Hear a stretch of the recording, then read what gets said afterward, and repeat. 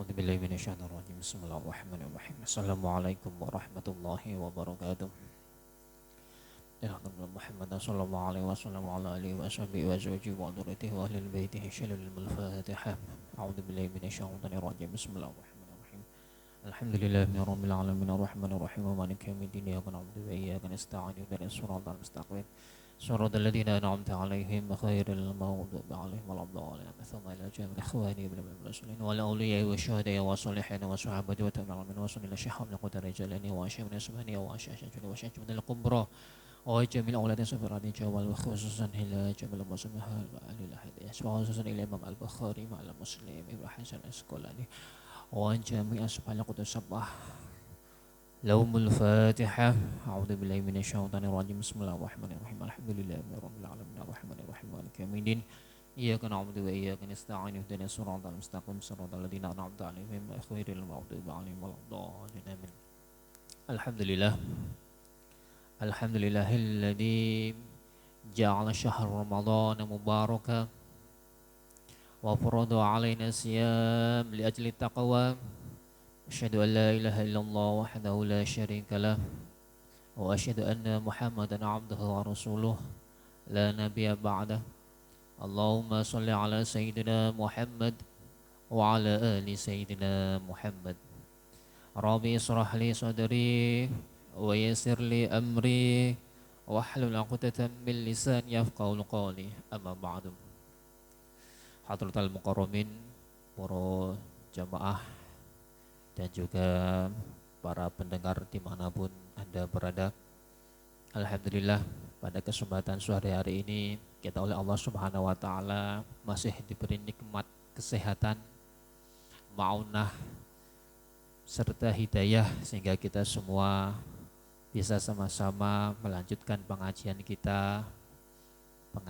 kitab Sahih Al-Bukhari yang menjadi tolak ukur atau dasar-dasar pemahaman keislaman kita itu berasal dari sumber yang paling otoritatif, yaitu Al-Quran dan Al-Hadis, terutama hadis sahih yang disusun oleh Imam Al-Bukhari rahimahullah. Mudah-mudahan Allah Subhanahu wa Ta'ala pada kesempatan hari ini dan seterusnya diberi pemahaman yang benar, pemahaman yang sahih, yang tidak menyimpang dari ajaran Ahlus Sunnah wal Jamaah. Amin amin Allahumma amin. Pada kesempatan sore hari ini kita sudah menginjak kepada bab keempat dari Alkitab Al-Iman. Jadi bab keempat dari Alkitab Al-Iman, khususnya hadis nomor ke-9. Hadis ini berbicara tentang sifat sejati seorang muslim. Di dalam keterangan Al-Bukhari disebutkan al-muslimu man salimal muslimun min lisani wa yadihi. Jadi yang dianggap sebagai seorang muslim yang sejati itu adalah orang yang apabila bergaul dengan sesamanya maupun dengan yang berbeda keimanannya itu tidak menimbulkan gangguan. Gangguan dari apa? Gangguan dari lisannya dan juga gangguan dari tangannya. Apa yang dimaksud dengan lisannya atau tangannya? Mari kita sama-sama baca hadis Imam Al-Bukhari ini.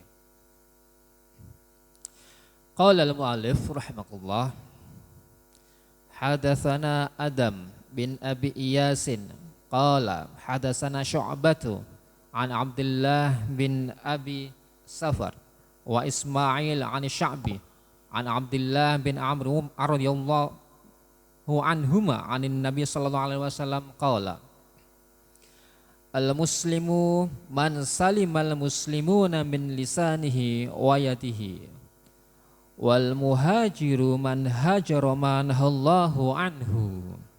Qala Abu Abdullah wa qala Abu Muawiyah haddatsana Dawud an Amirin qala sami'tu Abdullah 'anin Nabi sallallahu alaihi wasallam wa qala Abdul A'la an Dawud an Amirin an Abdullah 'anin Nabi sallallahu alaihi wasallam. Imam Al-Bukhari rahimahullah mendapatkan hadis ini dari Syekh Adam bin Abi Iyasin, sementara Syekh Adam bin Abi Iyasin mendapatkan hadis ini dari Syekh Syu'bah, dan Syekh Syu'bah ini mendapatkan hadis ini dari Abdullah bin Abi As-Safar dan dari Syekh Ismail, di mana keduanya mendapatkan hadis ini dari Anis Sya'bi. Kemudian Imam Syafi'i mendapatkan hadis ini dari Abdullah bin Amr radhiyallahu anhu. Kemudian mendapatkan hadis ini dari Rasulullah sallallahu alaihi wasallam. Yang artinya adalah orang muslim, al-muslimu man salimul muslimuna min lisanihi wa yadihi. Yang dikatakan sebagai seorang muslim itu adalah orang-orang yang membawa kedamaian, atau orang-orang yang apabila berkumpul dengan orang-orang golongannya ataupun orang-orang non agamanya itu tidak membawa muzorat. Muzorat dari apa? Muzorat dari lisannya maupun tangannya. Sementara wal muhajiru man hajara man Allah anu. Sementara orang yang disebut sebagai seorang muhajir atau orang yang berhijrah itu adalah orang-orang yang berhijrah dari segala sesuatu yang telah dilarang oleh Allah Subhanahu wa taala. Jadi sudah clear di sini siapa sesungguhnya yang disebut sebagai seorang muslim itu, dan kaitannya dengan iman yang dibawa oleh orang tersebut. Mengenai rawi hadis ini,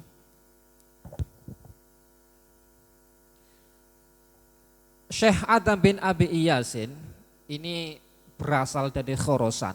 Khorasan itu termasuk kalau sekarang ini tergabung dalam negeri Iran dan tumbuh berkembang di Baghdad, juga di Baghdad. Yang terkenal dengan sangat amanah dan juga thiqah, juga terpercaya di dalam meriwayatkan hadis. Wafat pada tahun 220 Hijriyah. Sementara perawi kedua, Syekh Syu'bah, ini nama lengkapnya adalah Syu'bah bin Hajjaj bin Al-Warad Al-Azdi Al-Wasiti. Beliau ini meninggal pada tahun 160 Hijriah. Jadi jaraknya itu kalau dari perawi yang pertama itu jauh sekali, meninggal 220. Sementara yang perawi kedua Syekh Syu'bah ini meninggal pada tahun 160 Hijriah. Terus perawi yang ketiga adalah Abdullah bin Abi Safar.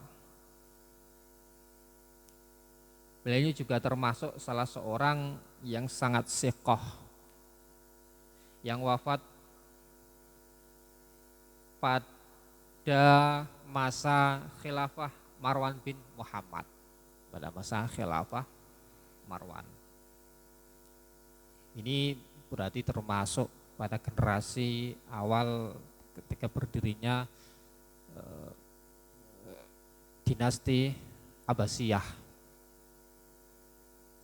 Perawi yang keempat yaitu adalah Ismail bin Abi Khalid, berasal dari Al-Kufah. Kufah itu berada di Baghdad, yang wafat pada tahun 145 Hijriah. Ini jadi keempat perawi ini meninggalnya itu pada masa dinasti Abbasiyah.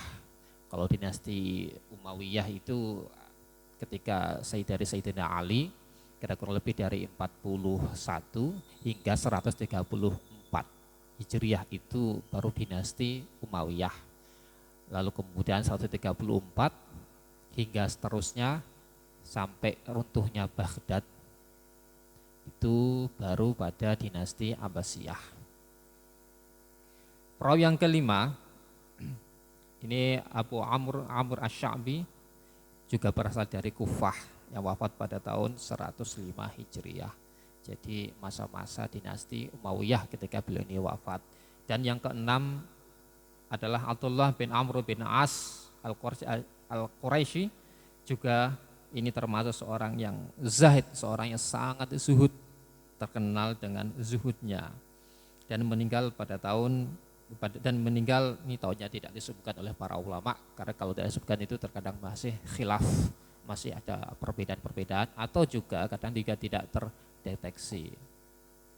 Ini bisa diketahui melalui jalur-jalur periwayatan yang sangat teliti.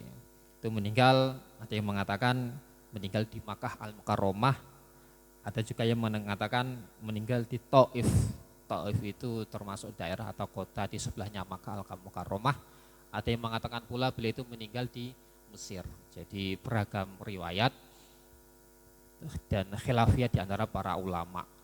Jadi tidak menjadi permasalahan.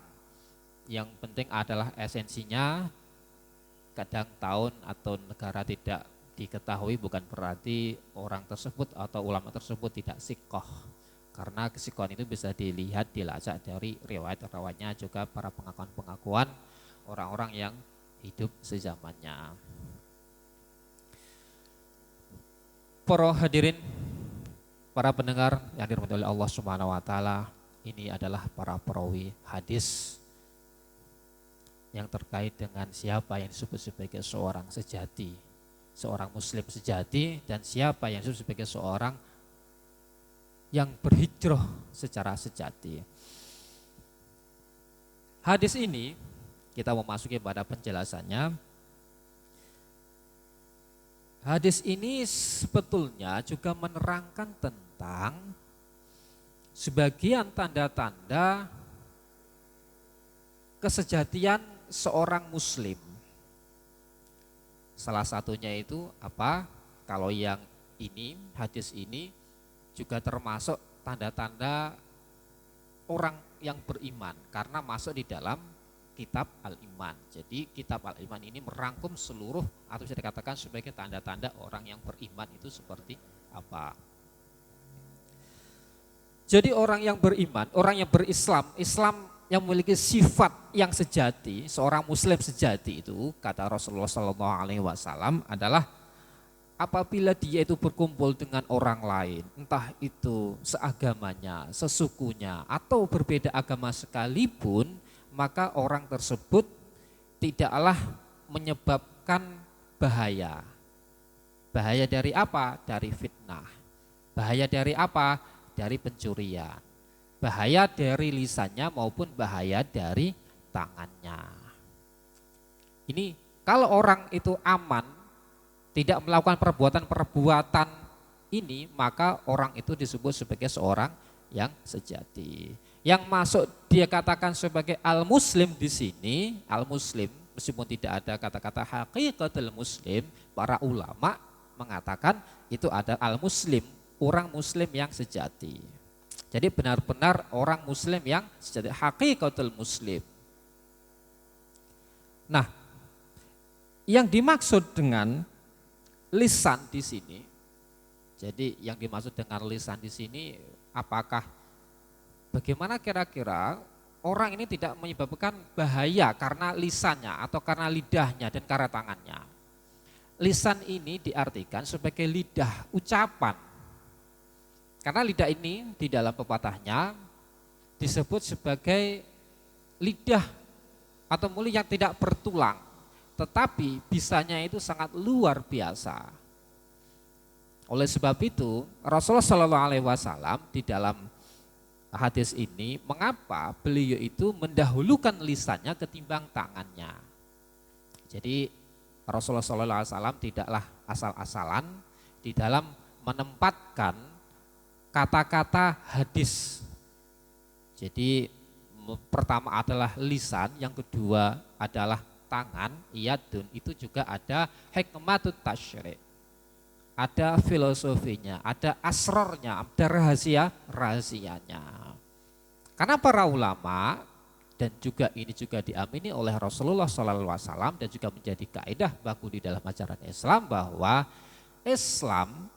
lisan kendatipun dia itu sepintas terlihat tidak membahayakan, karena apa lisan itu bisa membunuh secara fisik, tidak ada. Karena itu tadi, lisan itu adalah daging yang tidak bertulang. Tetapi ancamannya itu luar biasa sekali. Lisan bisa membunuh seseorang melalui perantara-perantara yang bisa mempengaruhi orang lain untuk melakukan kejahatan. Misalkan kalau dalam saat ini banyak sekali kekacauan-kekacauan yang terjadi di negeri ini, bahkan di negeri umat Islam. Dari dulu hingga sekarang, hancurnya sebuah negeri, sebuah masyarakat, itu karena ada akibat lisan ini tadi. Akibat adanya sebuah provokasi yang berasal dari lisan ini tadi. Karena apa? Karena lisan ini adalah cerminan apa yang ada di dalam kepala dan hati seseorang. Apa yang dia sampaikan itu adalah cerminan apa yang ada di dalam hati dan pikirannya. Ini sebuah kaidah baku. Tidak bisa kita elakkan bersama. Orang misalkan, ketika ada orang yang meninggal, jadi apakah nanti orang itu bisa husnul khatimah ataupun su'ul khatimah, itu bisa dilihat. Kalau di dalam semasa hidupnya dia itu sering mengucapkan kalimat takbir, tahmid, tasbih, atau kalimat-kalimat baik lainnya, maka kemudian ketika dia itu meninggal pasti akan mengucapkan kalimat-kalimat itu.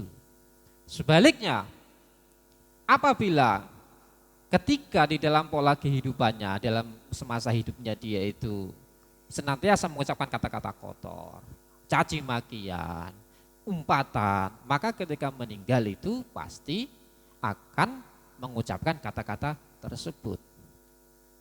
Nah, itu sehingga kemudian meninggal dalam keadaan su'ul khatimah. Ditalkin untuk mengucapkan kalimat Allah, Allah, Allah itu sangat sulit sekali. Yang diucapkan adalah apa yang menjadi kebiasaan sehari-hari. Ini salah satu dampaknya bagaimanakah lisan itu memiliki dampak yang bisa menentukan seseorang itu meninggal dalam keadaan husnul khotimah ataupun su'ul khotimah. Ini berbahaya. Contoh lagi apa kira-kira dari penyakit lisan ini? Misalkan adalah ghibah, ngerasani orang. Ini termasuk lisan. Ngerasani orang itu termasuk dosa yang sangat besar. Bahkan Rasulullah SAW mengendika, nanti banyak orang yang masuk ke neraka itu karena lidahnya dan juga karena kemaluannya. Yaitu tadi. Jadi karena kalau disebutkan di dalam sebuah hadis, berarti itu memiliki efek samping yang sangat luar biasa. Oleh sebab itu di dalam hadis yang lain, Rasulullah SAW mengendika tanda-tanda dari Islamnya orang yang baik itu adalah meninggalkan omongan-omongan, ucapan-ucapan yang tidak memiliki makna atau tidak memiliki arti. Min husnin islamil mar'i tarkuhu mala yakni. Jadi tanda-tanda bagusnya islami seseorang itu apabila orang tersebut meninggalkan perkataan-perkataan atau gunuman-gunuman yang tidak bermanfaat, termasuk yang disebutkan tadi kayak ghanimah, rasan-rasan orang. Berdebat apalagi. Karena di zaman saat ini kita kerap kali menyaksikan di antara kita, enggak yang muda maupun yang tua, semua itu berdebat karena persoalan-persoalan yang pada dasarnya itu bukanlah di bidang kita. Persoalan politik sampai berdebat di media sosial, sampai berurat berakar. Bahkan antara tetangga karena berdebat perbedaan politik sehingga menyebabkan kerenggangan di antara tetangga. Bahkan dalam kehidupan keluarga pun antara suami istri juga ada yang menyebabkan tidak harmonis gara-gara lisan ini tadi. Apalagi di dalam konteks sekarang banyak sekali orang-orang yang berargumen, berdebat bukan pada bidangnya. Ini terkait dengan virus yang sedang melanda ini, banyak sekali para ustadz-ustadz ustadz-ustadz kita yang mengomentari tahapan-tahapan virus ini dengan sudut pandang non ilmiah. Semuanya dibawa dalam sudut pandang pemahaman dia sebagai seorang ustadz tanpa mengetahui kapasitas dia sebagai seorang ustadz. Jadi persoalan-persoalan yang bukan bidangnya kemudian digiring di dalam ranah-ranah yang sebetulnya itu tidak cocok untuk diungkapkan. Andai kata dia itu paham dengan medis, seorang ustadz tapi juga seorang medis, maka kalau berbicara mengomentari sesuatu virus ini maka juga akan otoritatif. Permasalahan sekarang tidak seperti itu.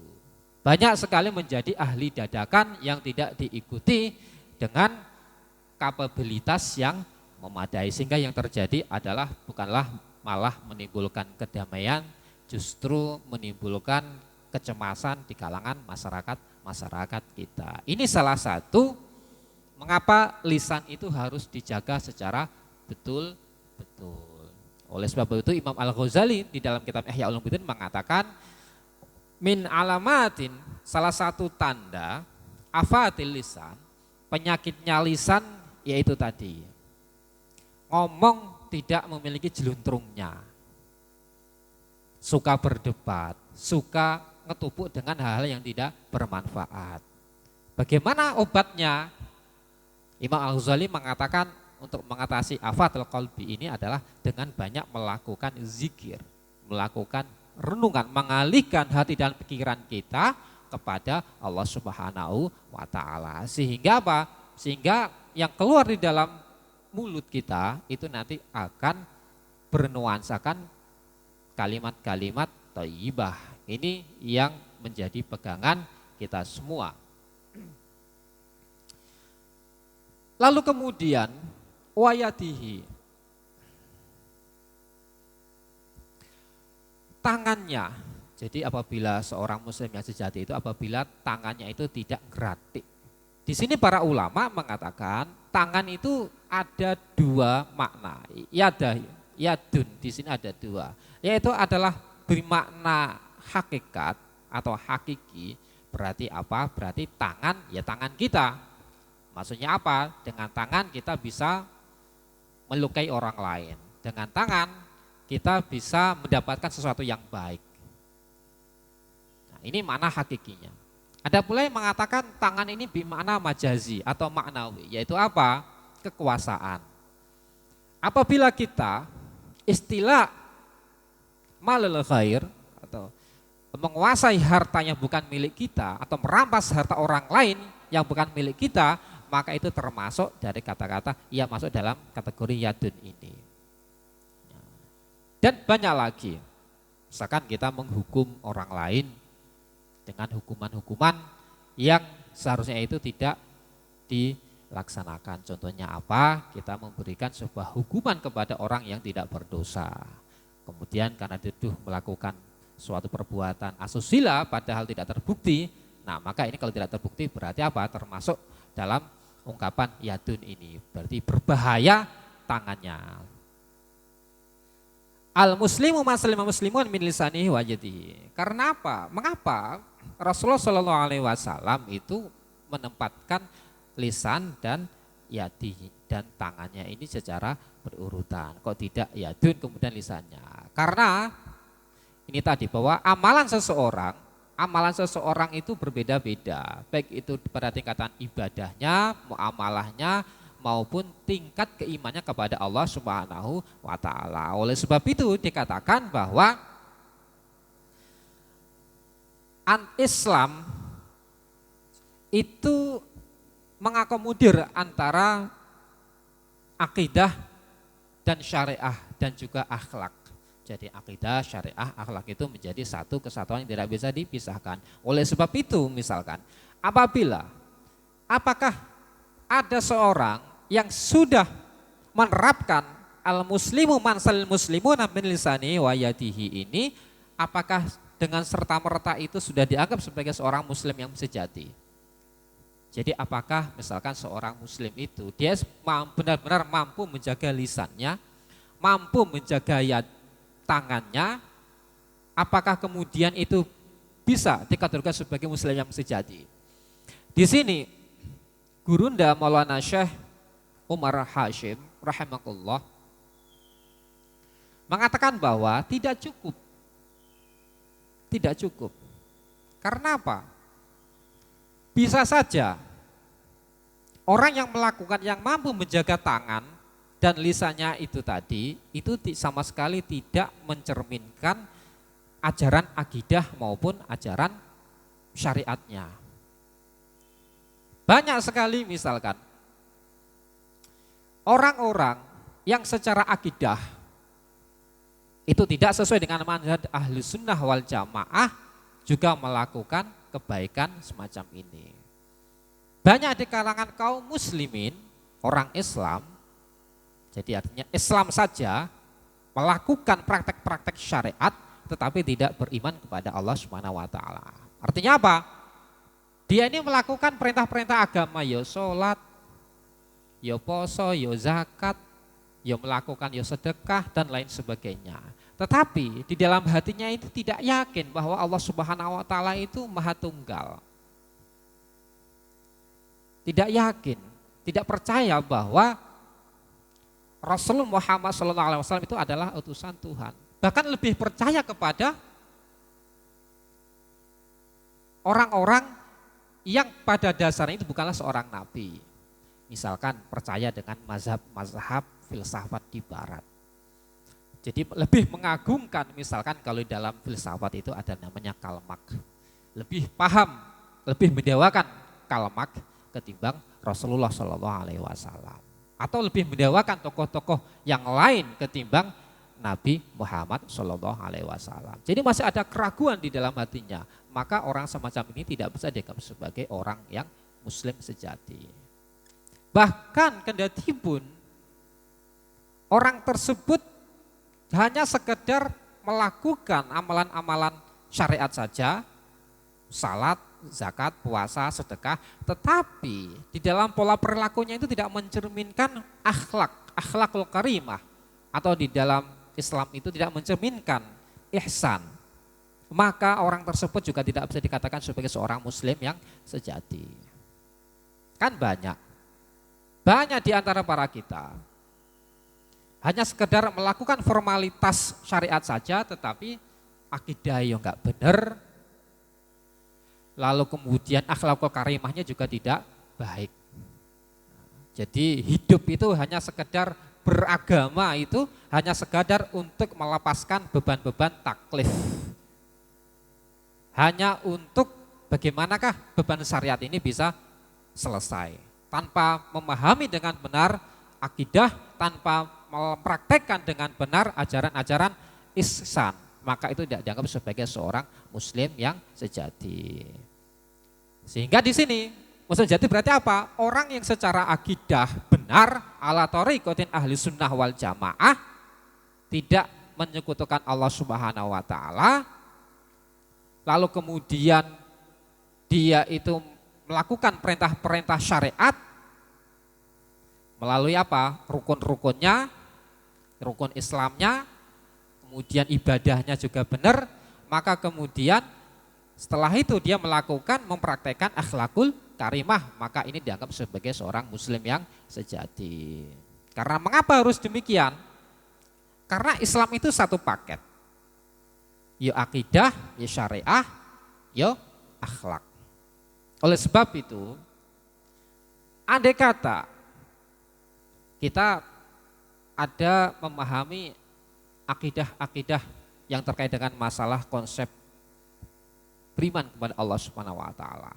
Konsep-konsep tentang nubuah, kenabian Muhammad sallallahu alaihi wasallam, juga para nabi terdahulu, dan juga terkait dengan konsep hari akhir. Kalau imannya ini tidak benar, para jamaah, maka refleksi syariatnya juga tidak benar. Contoh yang paling konkret adalah banyak di antara kita menyaksikan bahwa beberapa dasar-dasar ini muncul gerakan-gerakan Islam yang mengatasnamakan diri sebagai Islam yang paling benar. dengan pola pemahaman-pemahaman dalam pandangan mereka adalah salafus soleh. Tetapi di dalam pola memahami zat-zat Allah Subhanahu wa taala, mereka menyekutukan Allah Subhanahu wa taala. Mereka menganggap bahwa Allah Subhanahu wa taala itu bersemayam di atas arsy, duduk di atas arsy. Bahwa bentuk-bentuk tangan Allah, bentuk-bentuk wajah Allah itu seperti wajah dan tangan makhluknya. Ini tidak akan benar. Karena pemahaman semacam ini adalah pemahaman yang tekstual, letterlek di dalam memahami ayat-ayat mutasyabihat. Padahal di dalam pandangan-pandangan ulama kita Ahlussunnah wal Jamaah, di dalam memahami ayat-ayat mutasyabihat itu juga harus menakwilkannya sesuai dengan sifat-sifat yang sesuai dengan Allah Subhanahu wa taala. Sesuai dengan keagungannya, sesuai dengan zatnya, dan sesuai dengan kemaha besarannya. Seperti itu. Jadi pemahaman-pemahaman terlak ini di dalam pola penerapannya, di dalam syariatnya, apabila itu akidahnya itu memahami secara terlak, maka jawantah syariatnya juga akan terlak. Sehingga memahami hukum-hukum hudud, hukum-hukum syariat yang sifatnya itu adalah hudud atau hukuman-hukuman bagi para pelaku dosa besar, maka mereka akan menghukuminya secara tekstual. Sehingga yang terjadi, Islam itu adalah kaku, Islam itu tidaklah ramah lingkungan, dan Islam itu ternyata tidak terhadap perkembangan zaman. Kalau misalnya pemahamannya itu benar, maka pola jawantah syariatnya itu juga akan benar. Bila akidahnya itu benar, maka pola pemahaman syariahnya, ubudiyahnya, dan muamalahnya itu juga akan benar. Akan mencerminkan nilai-nilai Islam yang moderat dan juga tidak ekstrem ke kanan maupun tidak ekstrem ke kiri, yaitu berada di tengah-tengah. Para jamaah yang dirahmati oleh Allah Subhanahu wa taala, yang terkait dengan penggalan hadis al-muslimu man salimal muslimuna min lisanihi wa yadihi, ini juga ada kaitannya dengan hadis yang lain yang juga diriwayatkan oleh Al-Bukhari. Pada suatu ketika Rasulullah SAW ini ditanya oleh salah seorang sahabat, "Ya Rasulullah, wahai Rasulullah, ayul Islami afdol?" Yang disebut Islam atau berislam, beragama secara hakiki itu seperti apa? Qala Rasulullah SAW kemudian ngendiko, man salimal muslimuna min lisanihi wa yadihi. Jadi orang Islam yang tidak menyebabkan gangguan karena ulah lesannya maupun tangannya. Ini juga diperkuat oleh hadis yang lain, dan ini kalau di dalam Sahih Bukhari masuk di dalam hadis ke-10. Sementara arti kata wal muhajiru man hajara manallahu anhu, yang disebut sebagai seorang muhajir, orang yang berhijrah itu siapa? Di sini Ibnu Hajar Al-Asqalani dalam kitabnya Fathul Bari mengatakan bahwa hijrah itu ada kalanya bimakna dohirotun wabatinatun. Ada kalanya bermakna secara zohir, ada kalanya yang bermakna batin. Secara dohir itu seperti apa?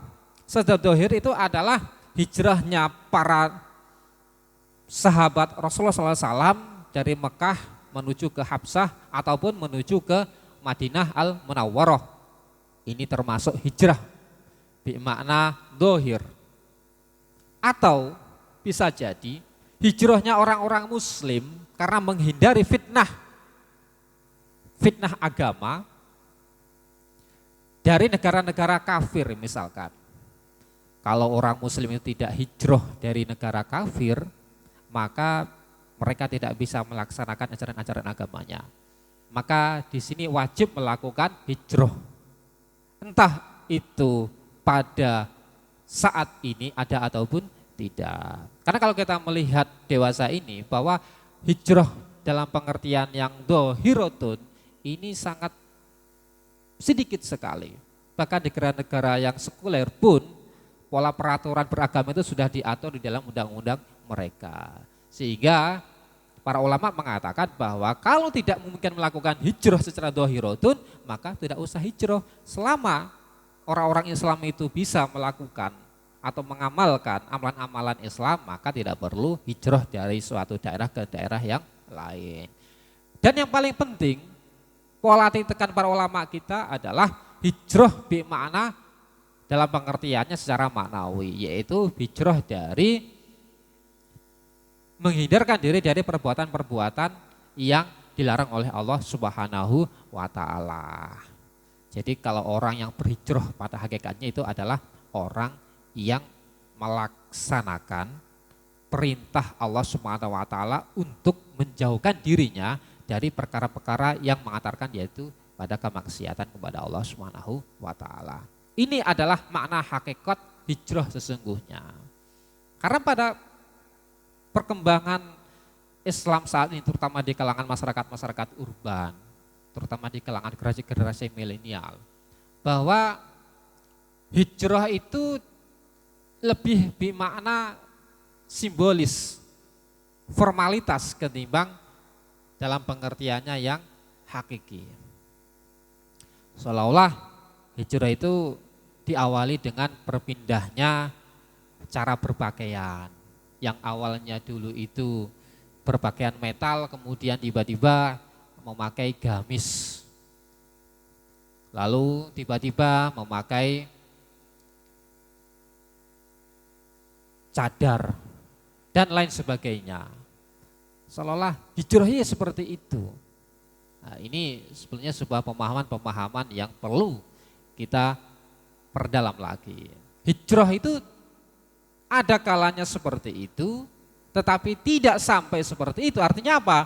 Boleh kita melakukan hijrah, tetapi jangan hanya mengedepankan pada aspek formalitas saja, aspek simbolis.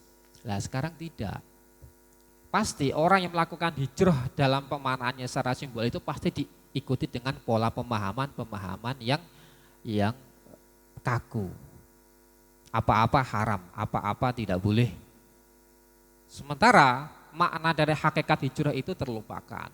Andai kata silakan kalangan-kalangan muda atau masyarakat-masyarakat urban di perkotaan itu hijrah tidak harus bermakna simbolis. Silakan jenengan-jenengan ini hijrah hatinya. Jadi hijrah hatinya tanpa harus merubah penampilan fisik Anda, tidak menjadi permasalahan. Karena apa? Karena Allah Subhanahu wa taala akan melihat seorang hamba itu bukan dari penampilan fisiknya, bukan penampilan rupanya, tetapi dari penampilan hatinya, kata hatinya, akhlaknya ada di dalam hatinya.